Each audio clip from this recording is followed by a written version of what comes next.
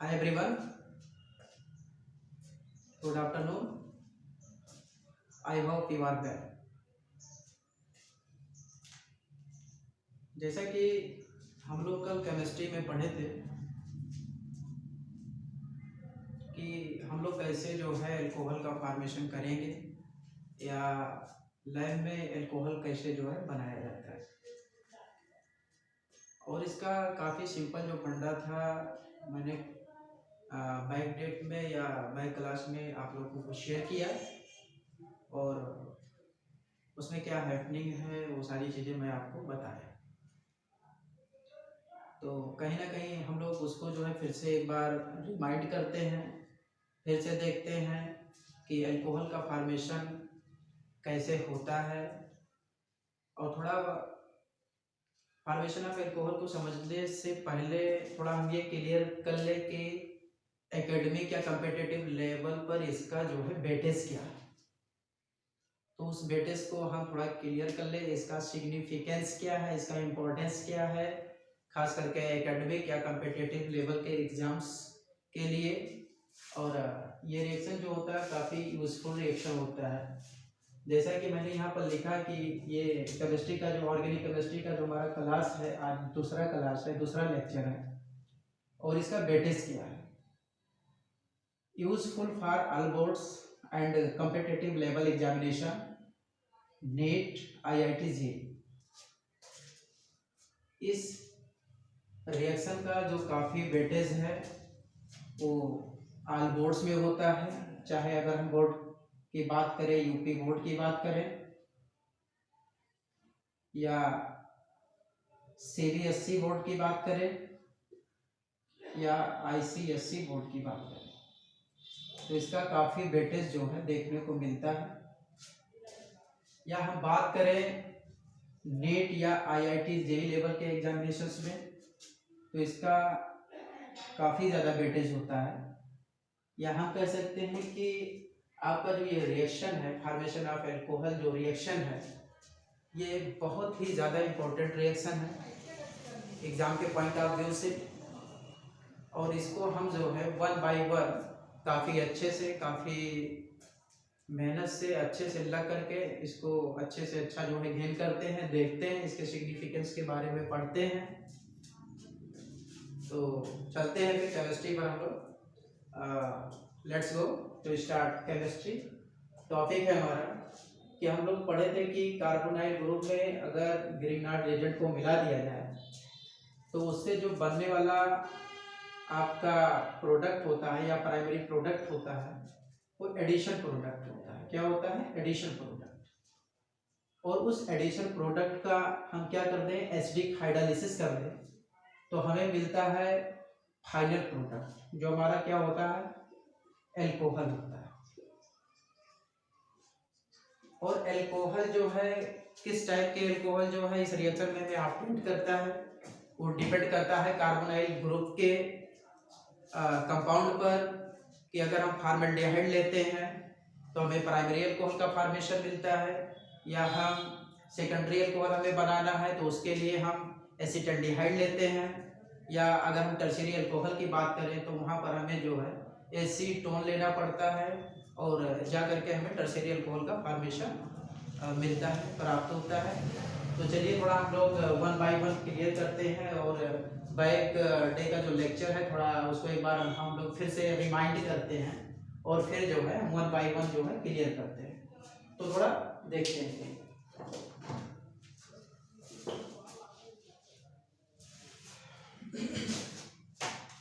मैंने बताया था बैक डेट पे कि आपका कार्बोनाइल ग्रुप कहीं भी अगर single bond carbon, double bond oxygen और सिंगल बॉन्ड है तो इसको हम कार्बोनाइल ग्रुप कहते हैं, कार्बोनाइल ग्रुप कहते हैं। जिसमें कार्बन का जो हाइब्रिडाइजेशन होता है वो होता है, सॉरी,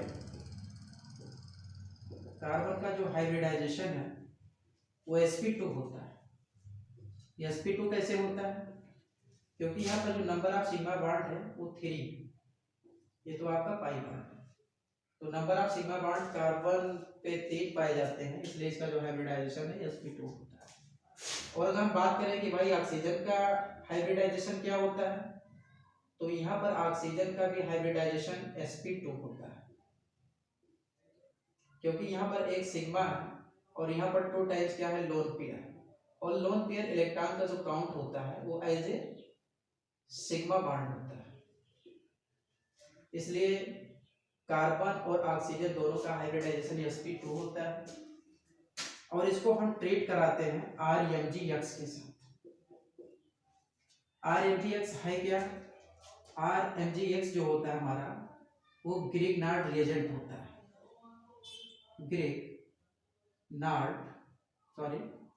ग्रिग्नार्ड रिएजेंट्स होता है। इसको ग्रिग्नार्ड रिएजेंट क्यों कहते हैं, इस रिएजेंट का जो सिंथेसिस था सर विक्टर ग्रिग्नार्ड ने किया था, इसलिए उन्हीं के रिस्पेक्ट में इसको जो है नाम ग्रिग्नार्ड रिएजेंट दिया गया। ग्रिग्नार्ड रिएजेंट जो है एक्चुअल में है क्या, ये ऑर्गेनोमेटेलिक कंपाउंड होता है, ऑर्गेनोमेटालिक कंपाउंड होता है। ऑर्गेनोमेटेलिक कंपाउंड हम कहते किसे, ऑर्गेनोमेटेलिक कंपाउंड हम किसे कहते हैं, सपोज दैट देखिएगा कि जैसे कोई कार्बन एटम हो और डायरेक्टली किससे लगा हो, मेटल से,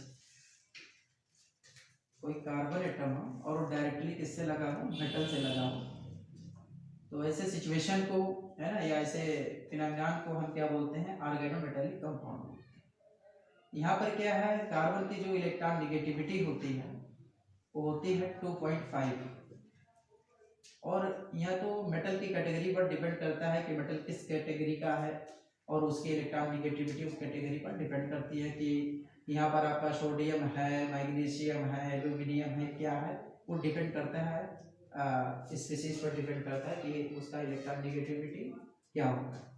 बट एनीवन कोई भी मेटल कार्बन से लगा है तो ऑलवेज क्या होता है कि उस मेटल की इलेक्ट्रॉन निगेटिविटी जो होती है हमेशा कार्बन से क्या होता है, कम ही होता है ना, कम ही होता है। सपोज दैट थोड़ा वैल्यू में हम लिख दें कि मान लिया इसका 1.0 है, तो कहीं ना कहीं 2.5 इलेक्ट्रॉन निगेटिविटी से इसकी जो वैल्यू है वो क्या है, कम। इसलिए क्या है कि कार्बन से जो मेटल लगा है, यानी मेटल का जो इलेक्ट्रॉन है वो किसकी तरफ लूज होगा, कार्बन की तरफ लूज होगा, और कार्बन की तरफ अगर लूज हो रहा है तो यहाँ से जब बॉन्ड ब्रेक होगा तो हमें जो ऑप्टेशन होगा, जो मिलेगा, कार्बन के ऊपर माइनस चार्ज मिलेगा, और यहाँ से हमारा निकल जाएगा मेटल के ऊपर पॉजिटिव चार्ज, और कार्बन पर जनरेट होता है माइनस चार्ज। अब देखिए कि यहाँ पर एल्काइल है और मैग्नीशियम है, और यहाँ पर क्या है, मैग्नीशियम और हैलाइड है या हैलोजन है। अगर हम बात कर रहे हैं ऑर्गेनोमेटेलिक कंपाउंड की, तो कहीं ना कहीं हम बात कर रहे हैं कार्बन मेटल बॉन्ड की, यानी जो बॉन्ड ब्रेक होगा वो एल्काइल और मैग्नीशियम के बीच बॉन्ड क्या होता है, हमारा ब्रेक होता है, ना कि मैग्नीशियम हाइड्रोजन के बीच का बॉन्ड ब्रेक होता है। वैसे देखा भी जाए तो यहाँ पर इलेक्ट्रॉन निगेटिविटी का डिफरेंस ज्यादा है, कह सकते हैं कि यहाँ पर जो बॉन्ड हमारा है वो शॉर्टर है, वो क्या है, शॉर्टर है, इसलिए बॉन्ड हमारा क्या है, स्ट्रॉन्ग है, बॉन्ड क्या है हमारा, स्ट्रॉन्ग है। और अगर कहीं ना कहीं ये बॉन्ड ब्रेक हो रहे हैं तो उसका एक कैटेगरी या चांसेस ये हो सकता है कि बॉन्ड हमारे क्या है, लॉन्गर, या हम कह सकते हैं यहाँ पर पोटेंशियल एनर्जी की जो वैल्यू है ज़्यादा है, और यहाँ पर पोटेंशियल एनर्जी का जो वैल्यू था वो क्या था, कम था। अगर पोटेंशियल एनर्जी का वैल्यू कम है तो यहाँ बॉन्ड के बीच में क्या है, बेंडिंग है, बॉन्ड के बीच में बेंडिंग होता है, यानी बॉन्ड जो होते हैं हमारे अंदर की तरफ मुड़े होते हैं। और अगर हम बात करें एल्काइल और मैग्नीशियम के बीच, तो यहाँ पर जो बॉन्ड होता है, बॉन्ड लॉन्गर होने के नाते पोटेंशियल एनर्जी जो है बढ़ता है, और पोटेंशियल एनर्जी जब बढ़ता है तो एल्काइल और मैग्नीशियम एक दूसरे से अपोजिट डायरेक्शन में मूव करते हैं, और अपोजिट डायरेक्शन में जब ये मूव करते हैं तो कहीं ना कहीं एल्काइल और मैग्नीशियम के बीच के बॉन्ड में क्या आ जाता है, स्ट्रेचिंग आ जाता है, क्या आता है, स्ट्रेचिंग आता है, और जाहिर सी बात है अगर कोई भी स्पीसीज हो दोनों के बीच में स्ट्रेचिंग आ जाए और उसको हम हल्का सा एनर्जी दे दें तो बॉन्ड बहुत आसानी से ब्रेक कर जाता है। या हम कह सकते हैं कि ऐसे बॉन्ड को ब्रेक करने में हमें जो है कम से कम आयनाइजेशन एनर्जी जो है खर्च करना पड़ता है, और जो बॉन्ड काफ़ी शॉर्टर होते हैं उसको ब्रेक करने के लिए ज़्यादा से ज़्यादा एनर्जी जो है हमें खर्च करना पड़ता है। या हम कह सकते हैं हम वहाँ पर बॉन्ड डिसोसिएशन एनर्जी का जो मान होता है, जिसको हिंदी में कहते हैं बंध वियोजन ऊर्जा, उसका मान जो होता है वो अधिक आता है, क्योंकि बॉन्ड हमारा क्या है, शॉर्टर है। और बॉन्ड शॉर्टर है तो मालिक्यूल मालिक्यूल के बीच में टाइटनेस ज़्यादा है, या हम कह सकते हैं उसकी लाइटिस काफ़ी स्ट्रांग होती है, तो बॉन्ड आसानी से ब्रेक डाउन नहीं करते हैं, आसानी से नहीं टूटते हैं। ओके, और आगे फिर हम स्टार्ट करते हैं कि ओवरऑल जो है कैसे हम एडिशन प्रोडक्ट ए तक पहुंचते हैं, फिर उसके बाद एसिडिफाइड वाटर के साथ मिलाते हैं, फाइनल प्रोडक्ट हमें ऑब्टेन्ड होता है। Please note down.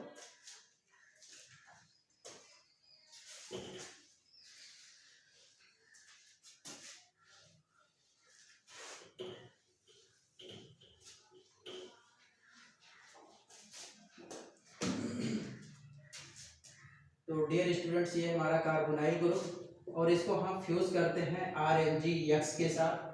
बाकी के जो सिचुएशन थे, जो कंडीशन थे, मैंने भी आप लोगों को शेयर कर दिया, बतला दिया कि कैसे क्या सिचुएशन हो रहा है, बॉन्ड कौन सा ब्रेक हो रहा है, कौन सा बॉन्ड नहीं ब्रेक हो रहा है।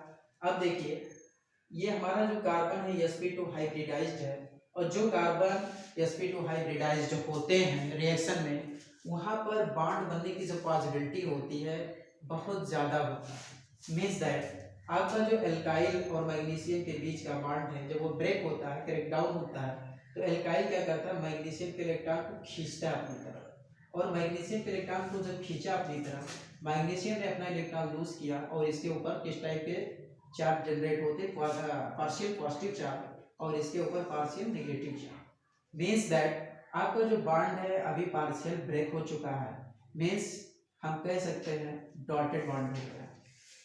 और क्या होता है, जैसे एनर्जी बढ़ती है ये बॉन्ड पूरा का पूरा ब्रेक कर जाता है, और एल्काइल मैग्नीशियम के इलेक्ट्रॉन को ले करके एज ए नेगेटिव चार्ज आ करके इलेक्ट्रोफिलिक कार्बन सेंटर पर अटैक करता है।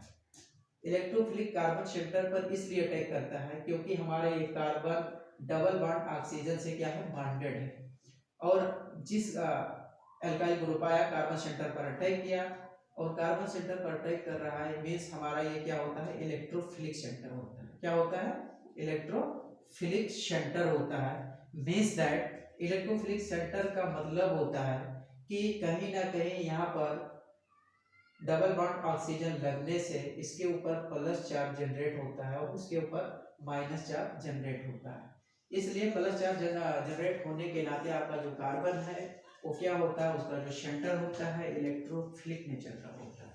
और इलेक्ट्रोफिलिक नेचर का होने का मतलब है कहीं ना कहीं कार्बन पर इलेक्ट्रॉन की क्या है, डिफिशियंसी है। कार्बन एटम पर जो है इलेक्ट्रॉन की क्या है, डिफिशियंसी होती है। इलेक्ट्रॉन की जो है डिफिशियंसी होती है, और इलेक्ट्रॉन की जब डिफिशियंसी होती है तो उसी डिफिशियंसी को कंप्लीट करने के लिए हमारा जो एल्काइल ग्रुप है वो इलेक्ट्रॉन मैग्नीशियम का लेकर के, मेटल का लेकर के आता है और कार्बन के ऊपर अटैक करता है।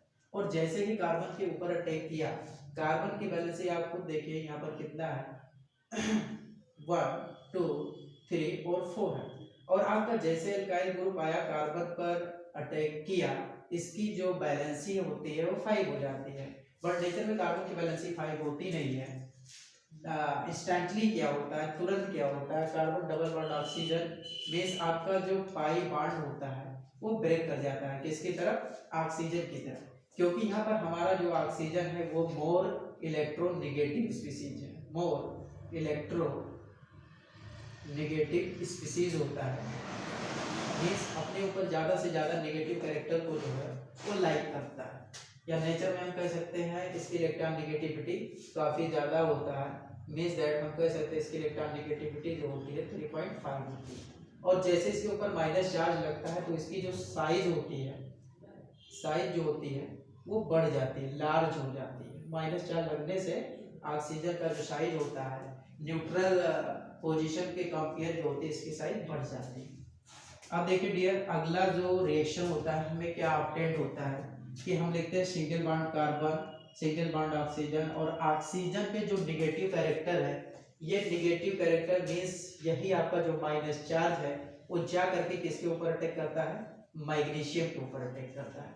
क्योंकि आपका जो मैग्नीशियम है अपने इलेक्ट्रॉन जब एल्काइल ग्रुप को ट्रांसफर किया था तो अपने आप को इलेक्ट्रोपॉजिटिव बना लिया था, अपने आप को इलेक्ट्रोपॉजिटिव नेचर का जो है बना लिया था। मीन्स दैट कहीं ना कहीं मेटल ने अपना इलेक्ट्रॉन जब लूज किया था तो मेटल पर प्लस चार्ज आने से इलेक्ट्रॉन की डिफिशियंसी हो गई थी।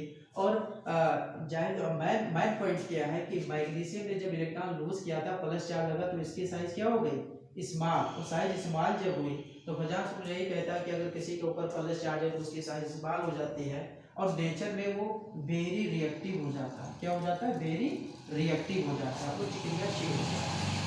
आगे क्या रिएक्शन होता है हम लोग देखते हैं कि सिंगल बॉन्ड कार्बन और single bond oxygen, single bond, और यहाँ पर जो अटैकिंग ग्रुप था आपका क्या था, एल्काइल ग्रुप, एल्काइल ग्रुप। और यहाँ पर ऑक्सीजन का जो माइनस चार्ज था ऑलरेडी पहले वो किसके ऊपर अटैक किया था, मैग्नीशियम के ऊपर अटैक किया था। तो यहाँ पर ऑक्सीजन और मैग्नीशियम के बीच क्या बन जाता है, बॉन्ड बन जाता है। मीन्स हम इसको बोल सकते हैं कि ये एडिशन टाइप का जो है प्रोडक्ट हमें मिल चुका है, एडिशन टाइप का प्रोडक्ट हमें मिल चुका है, यानी कंप्लीट प्रोडक्ट का फॉर्मेशन अभी नहीं हुआ है, कंप्लीट प्रोडक्ट का फॉर्मेशन अभी जो है नहीं हुआ है। हम कहाँ तक पहुँच चुके हैं, एडिशन प्रोडक्ट तक पहुँच चुके हैं। मीन्स दैट कार्बोनाइल ग्रुप में एल्काइल मैग्नीशियम बॉन्डिंग कर चुका है। अब हम देखते हैं फिर नेक्स्ट क्या होता है। और सबसे काम की बात अगर हम देखें तो हमारा जो एडिशन प्रोडक्ट है, अगर हम इसकी जियोमेट्री की बात करें, अगर हम इसकी जियोमेट्री की बात करें तो इसकी जियोमेट्री नेचर में होती है टेट्राहेड्रल,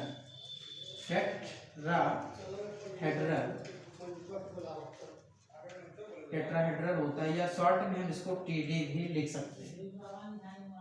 नेक्स्ट वन क्या होता है, RMgX को मैंने कार्बोनाइल ग्रुप में ऐड कर दिया और हमें जो है प्रोडक्ट ए मिल चुका है, प्रोडक्ट ए मिल चुका है। अब हमें क्या देखना है, वाटर लेते हैं और किस मीडियम में है, एसिडिक मीडियम में। यहाँ पर आपका जो वाटर है वो क्या है, एसिडिक मीडियम में है।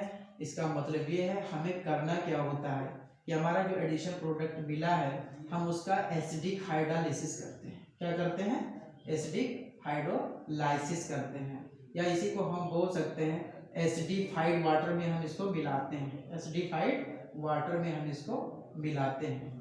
और डियर H2O/H का मतलब है कि अगर H2O/H प्लस लिखा हुआ है तो वाटर